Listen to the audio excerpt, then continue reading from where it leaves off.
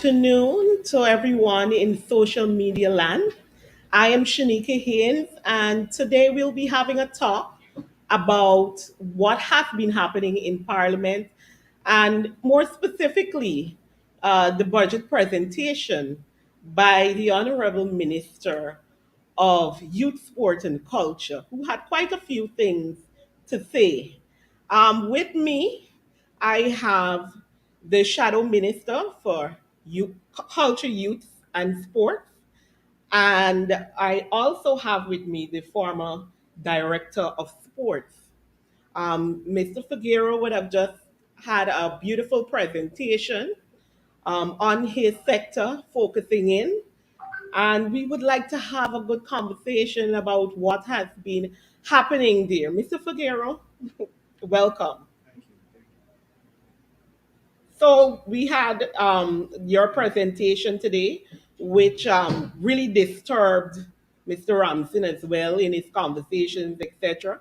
So let's talk about that, and then we can, talk a bit about Mr. Ramson. Oh, thank you very much for your kind comments.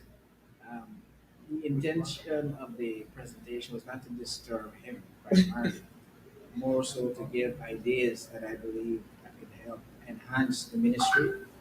Because essentially, in my view, in the view of many, much hasn't been done in respect to the Ministry of Culture, Youth and Sport. And this is the third budget. Billions of dollars have been spent at the ministry. We have not seen the results of what those monies have resulted in happening for the benefit of the recipients. Now, the ministry has promoted 16 virtual concerts Yeah, and a one Guyana concert. yeah, But besides that, what else has the ministry done for the enhancement of the culture aspect of what Guyana has to offer the hmm, region and the wider world? hmm, And it is from that vantage point my presentation focused on yeah, to see how we could better the better put the culture of Guyana out there. yeah, Because Guyana has a lot to offer. We are very unique in this country, in this region. We have six different ethnicities. We have yeah, multiple religions, multiple cultural norms, but we all, as a collective, as Guyanese, embrace each other's culture. yeah, And I think that is very unique because in other countries around the world, you have tribal wars yeah. because of the differences of the people. And I don't believe that has been an issue for us in Guyana. Most times we see those expressions of somewhat of a divide is only around every 5 years during election time. Correct. But irrespective of that, we live in basically a good representation of what unity is as a people. So we have an opportunity to sell our cultural values and experience to the rest of the world. I believe it could be branded as Brand Guyana. I mean, even for sports, for example. Yeah, before I go to sports, listen, the, the culture of Guyana needs to be branded. Yeah, We have a multiplicity of talented young people, and the ministry has failed in its mandate to help capture, harness, and promote the youth of Ghana. And that is why in the presentation I called for the minister to redirect the focus of the ministry rather than just promoting concerts and giving our artists a raise, and more so the promoter of it harness the bulk of the budgetary allocation for yeah. these different cultural events that is on a virtual platform. And it is as a result of that I am of the view that more can be done for the Right. ministry and more so for our young people in Ghana. We've also seen a bit of selectiveness in the artists that they do decide to use when they're having all these concerts, etc. And I mean, even in Mr. Ramson's presentation, he didn't highlight what we saw what some of the funds were used for in the last budget that didn't make a big impact, like you've noted, on culture itself and diversifying and and giving a true show of Guyanese culture. But we haven't seen or heard anything about what the monies would be properly used for in his budget presentation. He literally spoke for about 2 minutes on his actual line items. Um, Chief Whip, I mean, your take on all of this? All right. All right. But just to essentially add to what Jermaine said, yesterday when I made my presentation, Yes, like Jermaine, I focused too as well on the Ministry of Culture, Youth and Sport, yes, which is essentially the most, in some country, you could dub it as one of the most important ministry in any country. yes, The Ministry of Culture, Youth and Sport has a population of this country that falls under its remit, yes. and it speaks to 36% 36%. of the Correct, population. correct. Or if you want to narrow the numbers down, it speaks to some 280,501, and that is between the age range of 14 to 35. So Very this critical is a budget. Right. critical ministry that has a critical responsibility for culture, youth, And and sport. What we would have seen and what both Jermaine and myself dramatized in our budget presentation is the fact that this is the third budget presentation by Charles Ramson Jr. as yeah, the Minister of Culture, Youth and Sport. And I want to invite the public to look at the transcript of his budget presentation for 2020 and 2021. hmm, Ministers of the government have 30 minutes plus five, yeah, 35 minutes to put their policies position as it relates to their specific ministries out there. Ordinary MPs have 15 50 minutes minutes. plus five. So this is where you would expect to hear about the plans, programs, policies of various ministries for the next year, Yeah, because the government has essentially allocated the taxpayers' monies to those respective ministries for the next year. correct. So as a result, the beneficiaries, the people of the country, must be told what these monies are going to be spent Spent on. on. Correct. Charles Ramson Jr., for the last 2 years, including today, when he made his presentation, spoke nothing on what the Ministry of Culture, Youth, and Sport will be doing Yes. with the billions of dollars that has been allocated to it. Like we said in our presentation, when Charles Ramson comes to the floor, he will speak about the APNU AFC and Correct. elections recount. He will speak about barber chairs, bangles, bed sheets, you name it. Everything other than Everything his on the ministry right. line. And essentially, Charles Ramson. I mean, as a speaker, as a MP, if you get wind of this information because it was public, Yes. you kind of tailor your presentation so you don't say exactly what the opposition said, that you will come in and Yeah, say because you clearly said that yesterday in your budget exactly, presentation. exactly. And lo and behold, Charles Ramson came and said Predictable. exactly that. Charles Ramson's budget presentation was essentially a cut and paste. He told us what Ashley Singh told the nation for 5 hours and 15 minutes. He told us what the Minister of Agriculture, Mustafa, spoke of this morning. So essentially, he pulled a piece from his colleague ministers and made his budget presentation and spoke nothing of culture, youth, and sport. Maybe he isn't comfortable. Maybe he should have a different discussion, with his leaders, because clearly in his budget presentation he did not address the issues in his line item. He did not explain to us how the youth will benefit, how he will show us anything for this under this budget.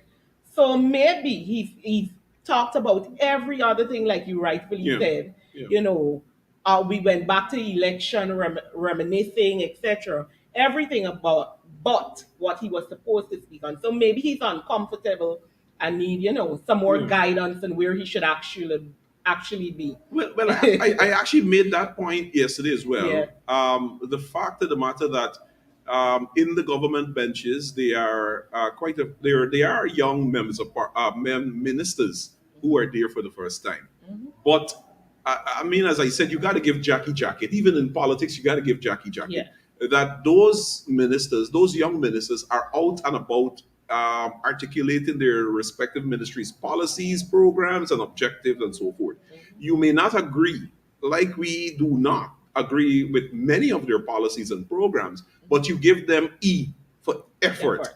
But when it comes to Charles Ramson Jr., it's the complete opposite. You it's like, I mean, when you say that he is a misfit, he doesn't fit.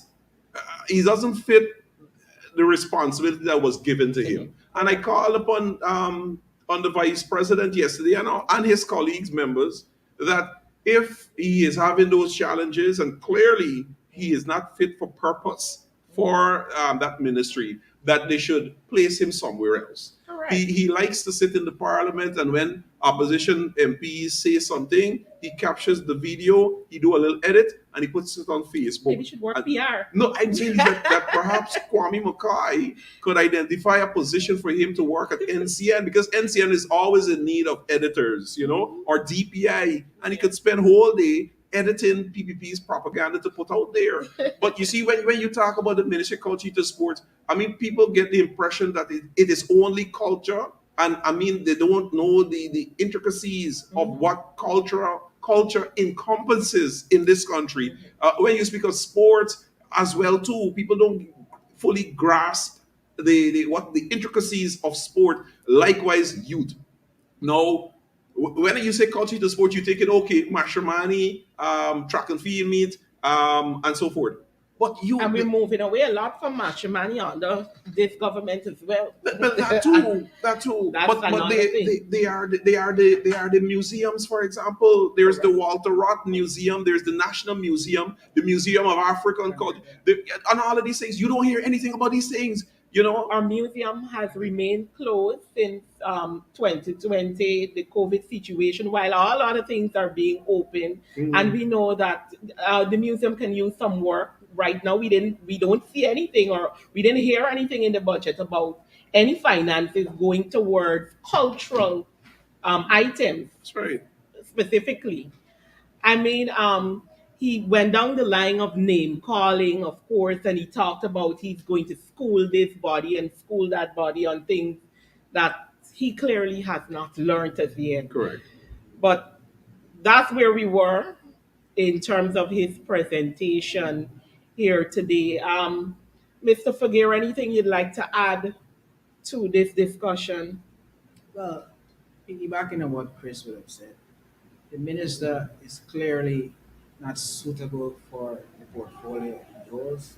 A very important portfolio in this country. It deals with the future of this country, the young people. Yeah. And the young people, I mean, even the artists have complained to me that only a selective bunch of artists keep getting repeated calls. Correct. So it means that you're not opening the pool for the attraction of more talents to be discovered and to be exposed, and more so to gain from their talents. You're not doing that.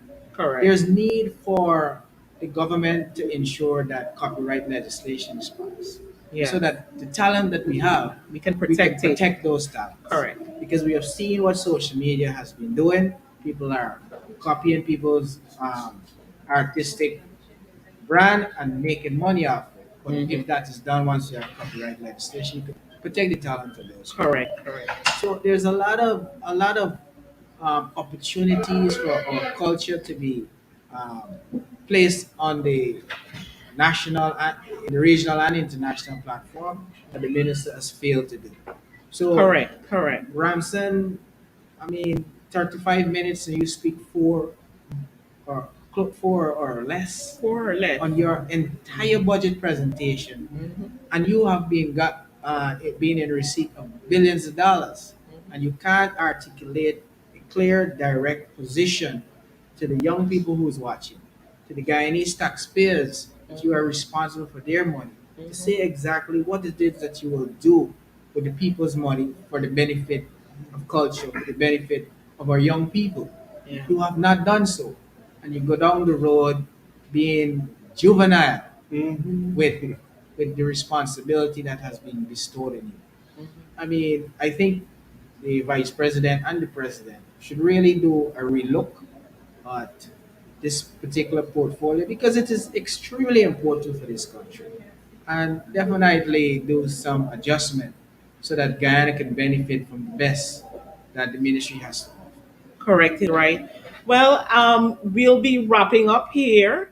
Any last comment from you, Chief Whip, as we Well, go into the presentation from our next yeah, opposition well, speaker? so we'll continue to speaking on more of this more in the ring, so we Yeah. could go back to the National Assembly.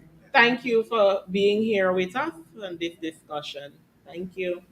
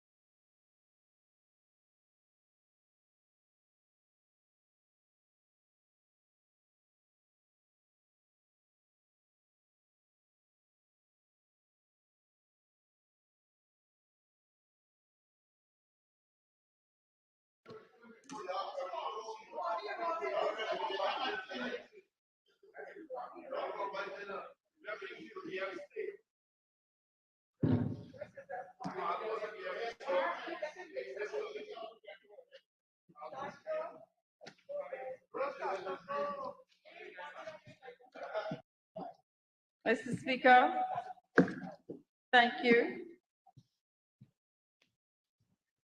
I am grateful for the opportunity to present my contribution to Budget 2022 in this House. But before I present my contribution, allow me a few minutes to address the previous speaker.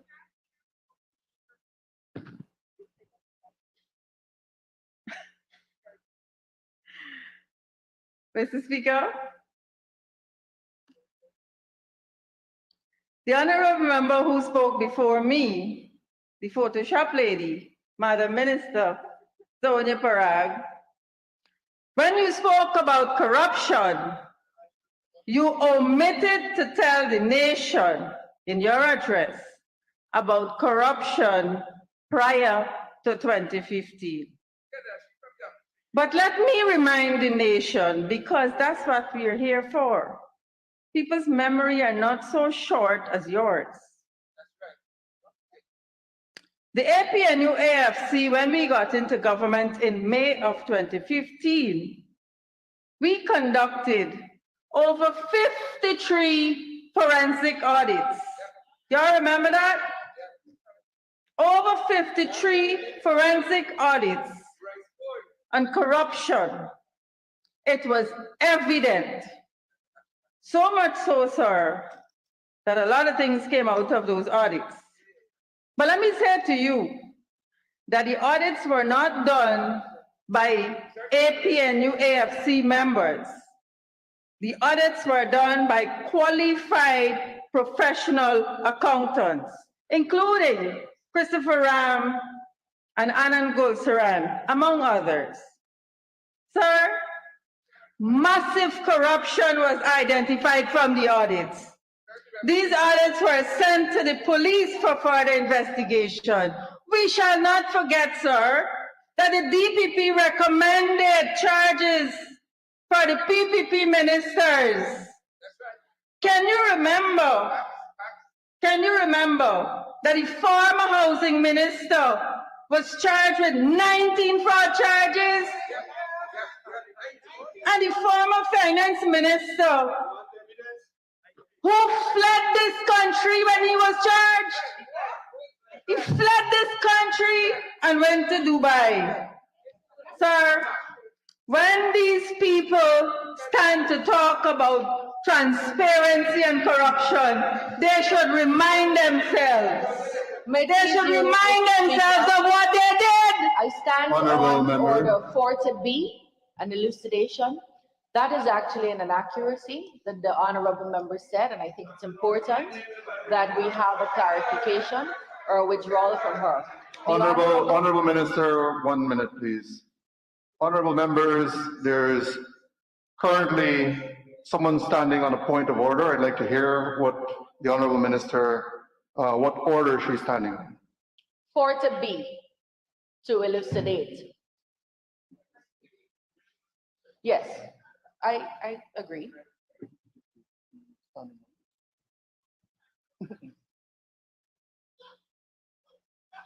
Four zero B.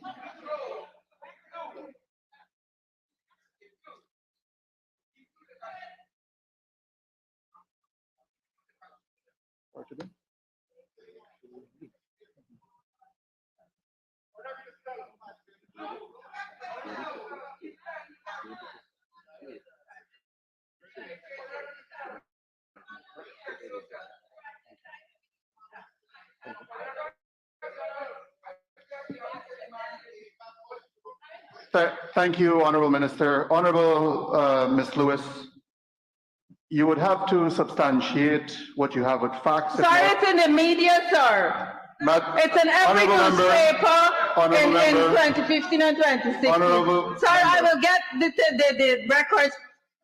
Honorable Member, I think it is convention and it is in line with the standing orders that when the Speaker is speaking, that he is given the opportunity and he has the floor. I will say again that in order for you to continue along that line, you would have to substantiate those with facts. If not, I will have to ask you to withdraw them. I will continue, sir. Mr. Speaker. Sir, Honorable member. Honorable member. Sir, I can't hear what he's saying. On the matter? That for you to continue along that line, it requests or it requires that you substantiate those. If not, you have to withdraw them. So I don't understand what you're saying.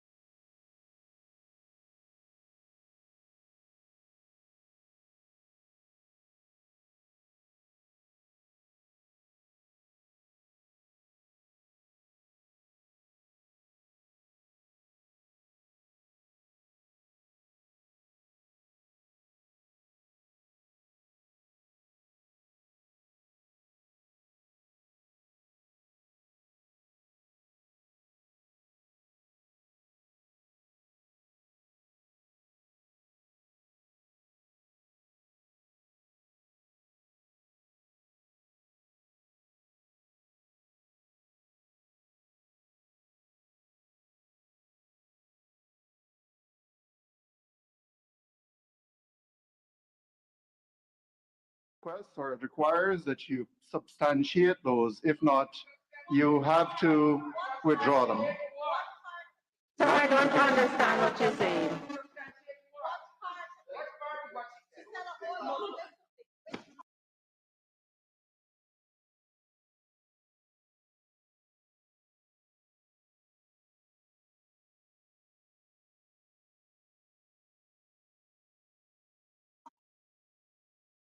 That police charge them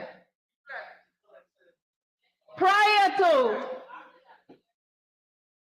what happened on those audits, sir. Sir, that same DPP was instructed to withdraw those charges.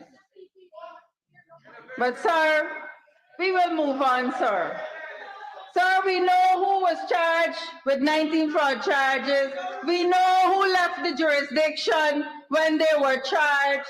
We know who went to Dubai for a frolicking time. And we know who returned when to do what they're doing now. The point here, sir, when they stand to speak about corruption, they must not think that people got short memory, because the records are there, sir. As Mia Motley says, the truth.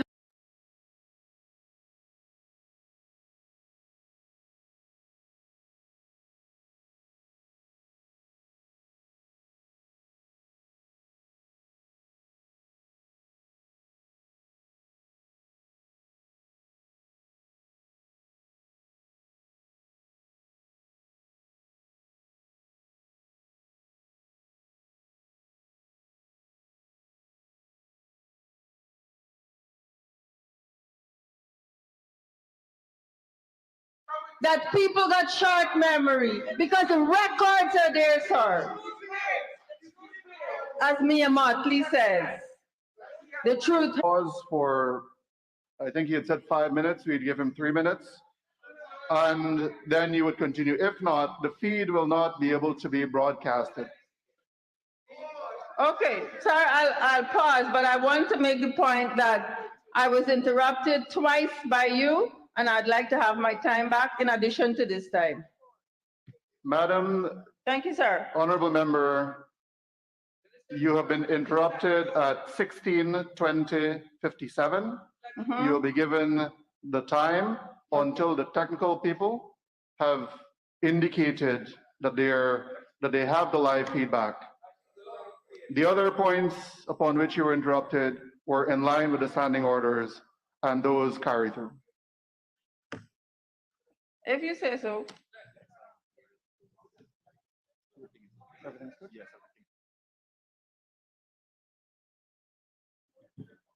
Honorable Member, my apologies once again to the House and to the people viewing, and to you, Madam Speaker. I was just informed that we are back on live. You may continue. Sir, you want to tell me that whole entire thing about highlighting this corruption was not broadcast on NCN? Is that what you're saying to me? Sir, would you like me to begin my speech? Sir, can I continue now? Mr. Speaker, it is a privilege and honor as I make my third contribution in 18 months in this honorable House. Sir, after 18 months, a lot more than $919 billion, Guyanese are poorer and very pessimistic about the future of their lives and that of their children and grandchildren. Sir, this budget was presented under the theme, steadfast against all challenges, resolute in building our one Guyana. And for the purpose of methodology, I will dissect the theme before dealing with my portfolio. Resolute in building one Guyana is a mockery to the Guyanese, given their current untenable living situation where the basic of their necessities are not met. This budget fails to deliver to the struggling people, the poor and vulnerable people, services that can maintain any level of decency as citizens of this nation. Mr. Speaker, let's look at some of the challenges Dr. Ashney Singh talked about and the more popular challenges that face the poor people of Guyana, especially over the last 18 months. Sir, let's look at the challenges. Discrimination, corruption, unprecedented loss of life as a result of the mismanagement of the COVID pandemic. Racism, another pandemic in Guyana, sir.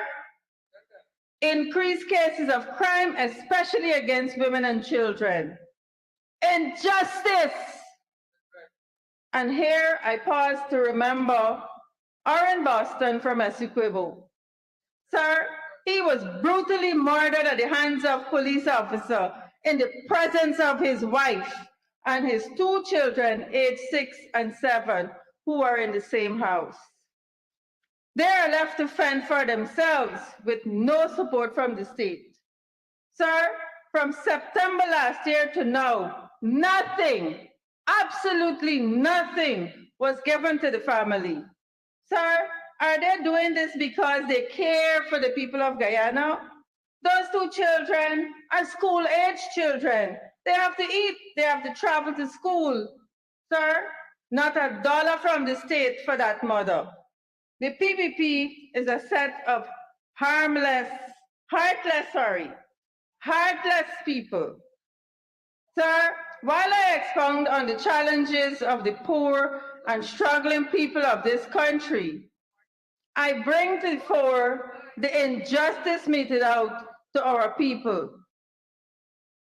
Injustice, sir, as a challenge. Sir, I pause here to remember Joel and Isaiah Henry, the 2 teenagers who were murdered since September 2020. Sir, the death of these 2 young boys, their blood is on the hands of the PPP. No justice for the Henry boys, sir. And Mr. Speaker, that is the record I want to recall. Joe Hamilton, honorable member, talk about the PPP records. Sir, this is the record of the PPP. No justice for the people of Guyana. Sir, do you think that the world knows, or even Guyanese know, that out of the $329.5 billion budgeted in 2020 and the $383.1 billion budgeted in 2021, that there was absolutely no psychosocial support provided for the Henry family? Sir, the mother of one of the boys, Joel's mother, Gail, is very ill because of what has happened to her child, because of the trauma she suffered during and after that period. And sir, nothing was given to that mother. Sir, I repeat, no psychosocial support was provided for either of the Henry families. Tell me that I am wrong, Prime Minister. Tell me that I'm wrong, Prime Minister. Sir, this is a reflection of how the installed PPP cares for the people of Guyana. This is their record of caring. This is the One Guyana vision, where they discriminate based on the makeup of the family and where their support lies. Sir, I'm convinced that they care only for one set of people. Hence, they speak of One Guyana.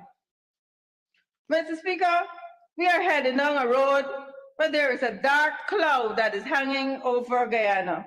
Sir, treachery and thievery lines the pathway of that road. Mr. Speaker, as I continue to examine the theme of this budget,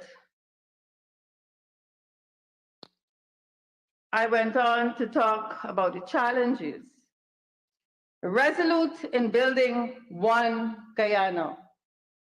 And so, Mr. Speaker, you would have allowed, the House would have allowed Dr. Singh to present to this Honorable House information that is misleading to this nation. Sir, let me remind you one misleading statement, and I quote, "The governance architecture of this government is based firmly on inclusivity, participation, transparency, and accountability, and the rule of law. It is grounded in the concept of policy trust of a one Guyana," end of quote. Sir, I don't know what to say about people who come to the House knowingly telling us untruths. Mr. Speaker, he went on to say that the consultations on the new and expanded LCDS 2030 and the establishment of One Guyana Commission are the two critical pillars of the emerging new Guyana, and the 2022 budget anticipates the establishment of the One Guyana Commission. So you understand what I mean? In 2020, they talk about the One Guyana Commission. In 2021, they talk about the One Guyana Commission. In February, all they said about the One Guyana Commission is that Prime Minister Mark Phillips will head that commission. So absolutely nothing else was said or done about that commission. How in God's name a budget is visioned on One Guyana when absolutely nothing was done to it, sir? I don't know who in God's name they think they're talking to. Mr. Speaker, something is fishy here. Sir, the last part of that statement where they said that Budget 2022 anticipates the establishment of the One Guyana Commission in 2022 is damning. Let me repeat it.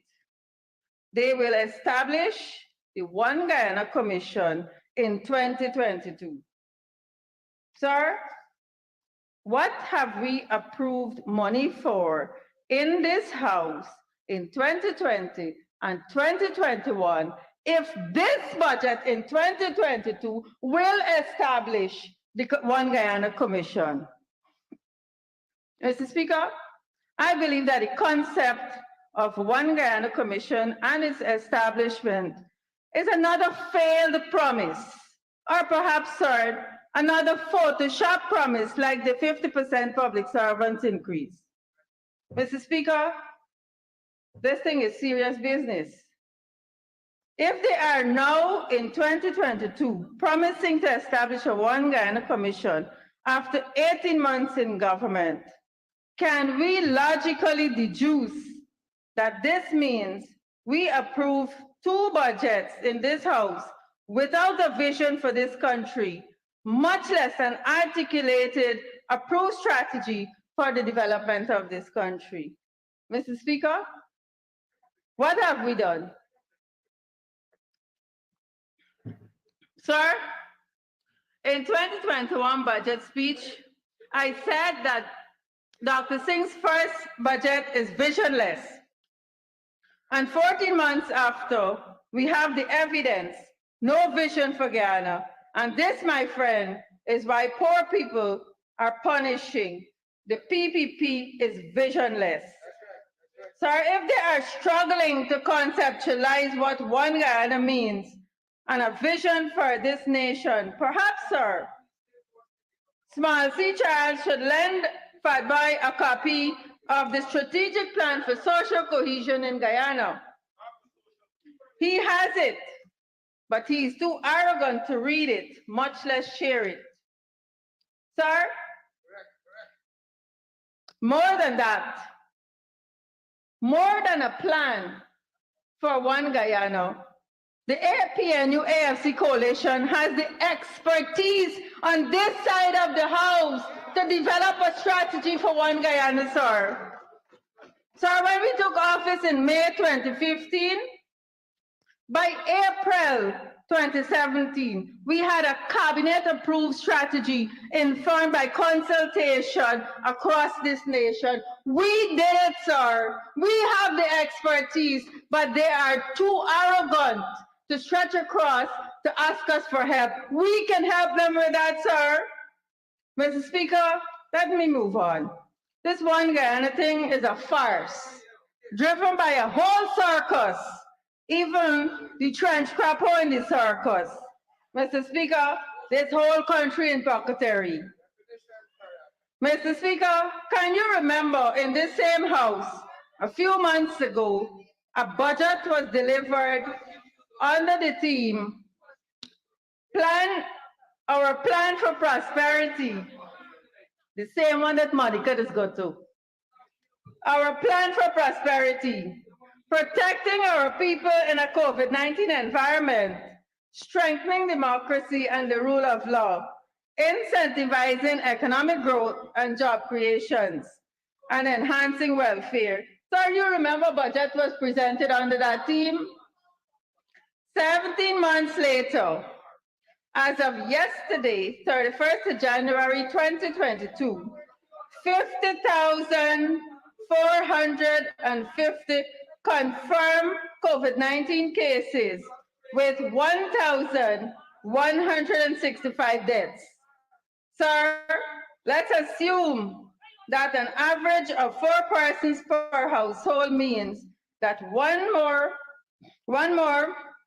than 1,000 families are suffering across this country, and that approximately 4,660 persons are grieving the loss of a loved one. Damlal, if you have a problem with me, Kimar, come and tell me that. Come and tell me that. Let me fix you up. You guys past me. Many of, Mr. Speaker, let me continue. He's distracting me, Mr. Speaker.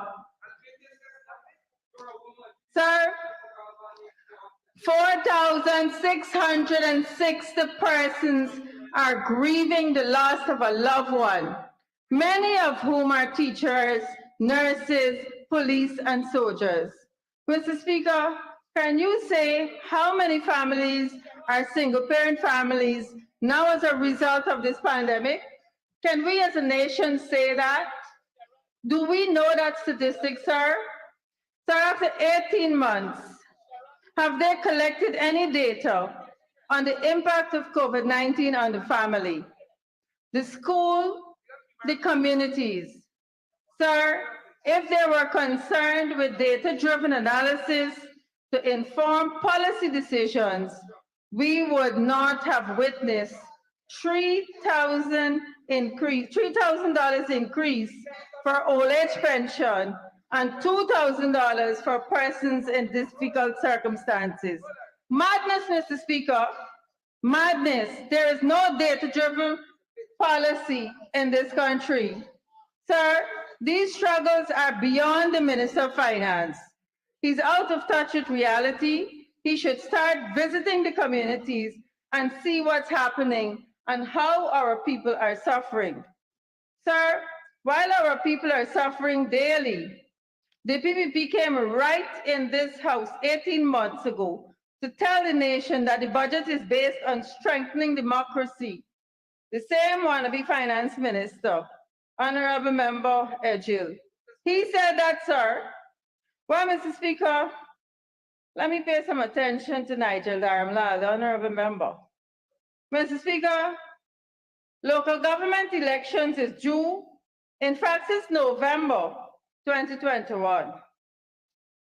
Sir, the Honorable Member Nigel Dharamlal wrote to all the parties involved in elections and said to them, and I quote, You are hereby informed that due to the Ghana Elections Commission lack of readiness, it is impracticable to hold local government elections in the time frame stipulated by the provisions of the Local Authorities Elections Act. End of quote. Sir, what kind of strengthening of democracy is that? Mr. Speaker, they have installed a CEO at GCOM. Let's get on with the work of this nation. But Mr. Speaker, the nation was made aware yesterday when the Shadow Minister of Local Government, Honorable Ganesh Maipal, spoke. He said there is no money in this budget to hold local government elections. Sir, this is a deliberate act, and I might ask, what are they afraid of, sir? What are they afraid of? Call the local government elections. Let's see what the people on the ground say. Mr. Speaker, my conclusion here is that the Minister of Local Government is playing a cat and mouse game, and that the strengthening of democracy is just a big fallacy in the PPP. Sir, all that we have heard yesterday and today from this side of the House should indicate to this nation that the welfare of our people is in peril. And we ought to take cognizance of the fact that people are punishing. Poor people are punishing. They are unable to have 2 square meals a day. 2 square meals a day under this installed PPP regime. And they don't care, Mr. Speaker. They don't care to find out anything about that. Mr. Speaker, I would like to draw your attention to another aspect of Dr. Singh's 5.5-hour speech. And that is, and I quote, inclusive governance is demonstrated by the fact that our programs are accessible to all. For example, the COVID-19 Relief Fund and Support Cash Grant Program, end of quote. Sir, what in the name of Jezebel is he talking about? He said that this program is accessible to all. Mr. Speaker, I have a list in my hand here. 1,367 persons who did not receive the cash grant. Who did not receive the cash grant, sir? People who qualified for the cash grant did not receive it. Mr. Speaker, you seem to be the judge in the House of Recent. And so I ask you, do you think the minister within the office of the president with responsibility for finance is being untruthful to the people of this country?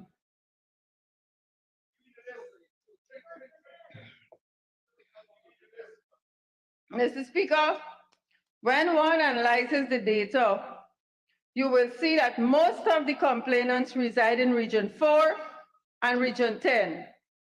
In Region 4, Georgetown is affected tremendously, sir.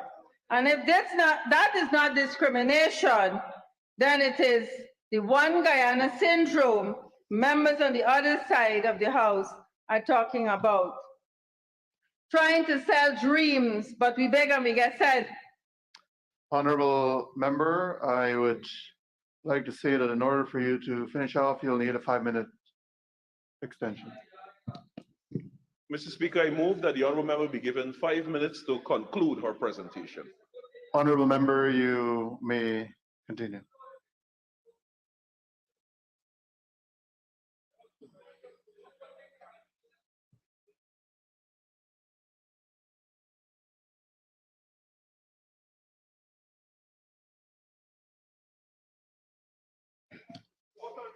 Thank you, Mr. Speaker. Mr. Speaker, I want to wrap up. 5 minutes might not be enough, but there is one point that I really want to make. Sir,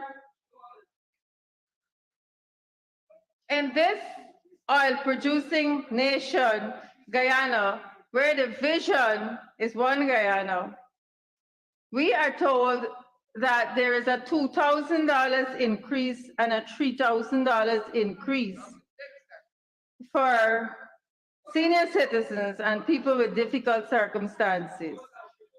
Mr. Speaker, I have come to present to you, sir, that the PPP boost of a mere $2,000 increase per month and a $3,000 increase for old age pension.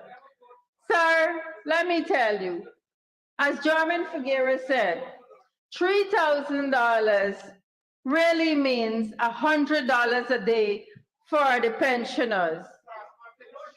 Madam Gail Teixeira, $100 a day cannot buy a bag of tennis roll for the pensioners. That's what you're giving them. Mr. Speaker, what the people on the other side would not tell this nation is that every sitting minister carries home $1,200,000 and more while they're giving pensioners $100 a day that can't even buy tennis roll for them. Sir, when we were in government, they talk about the increase for the ministers, but sir, all of them are carrying home that plus the 7% increase. And the mere $2,000 and the mere $3,000 for the pensioners are the big highs in this budget, sir. But let me say to you, Mr. Speaker, in this country, we recognize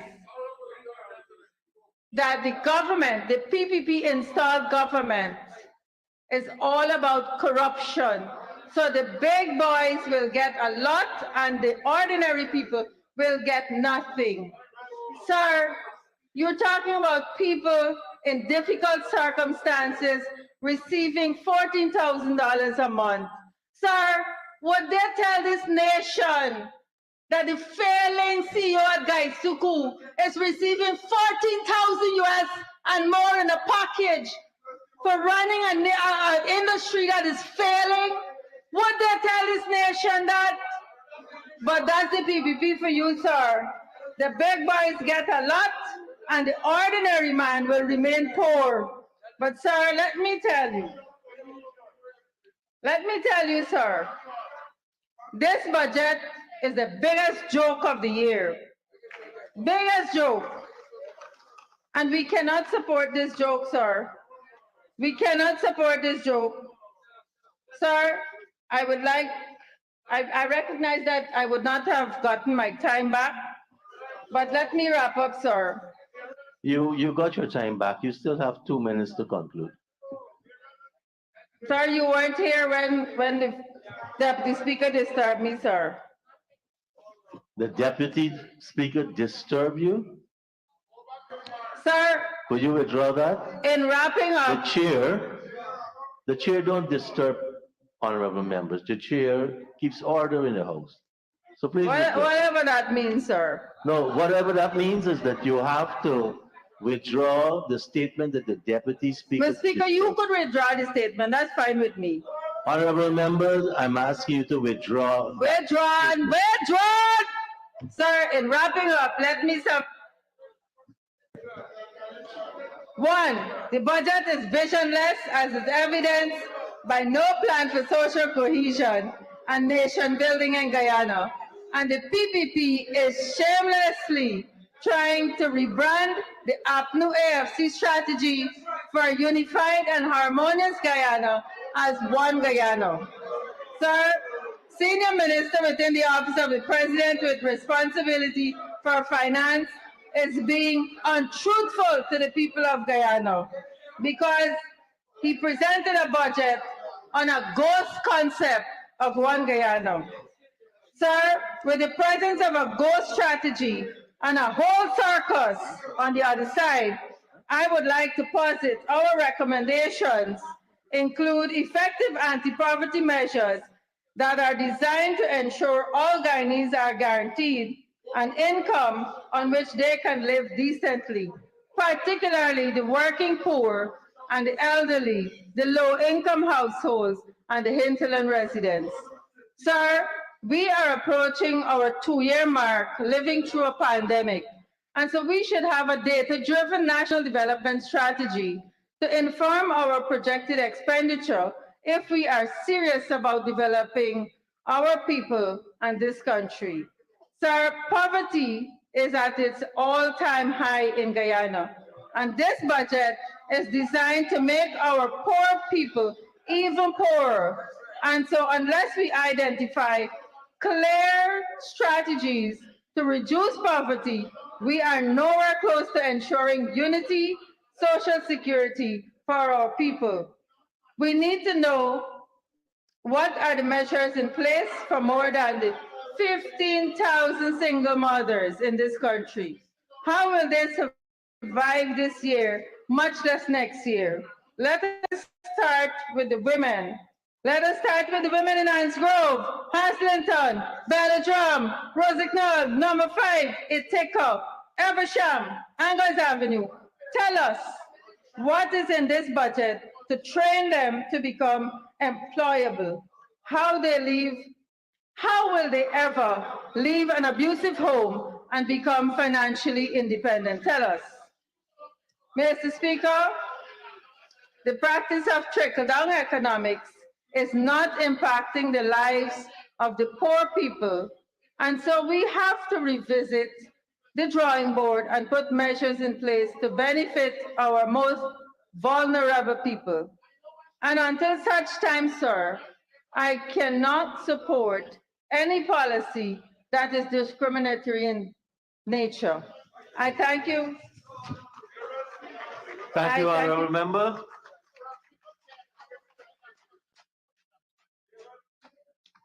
And now I call on the Honorable Minister of Human Services and Social Security, the Honorable Dr. Vindhya Prasad, to make a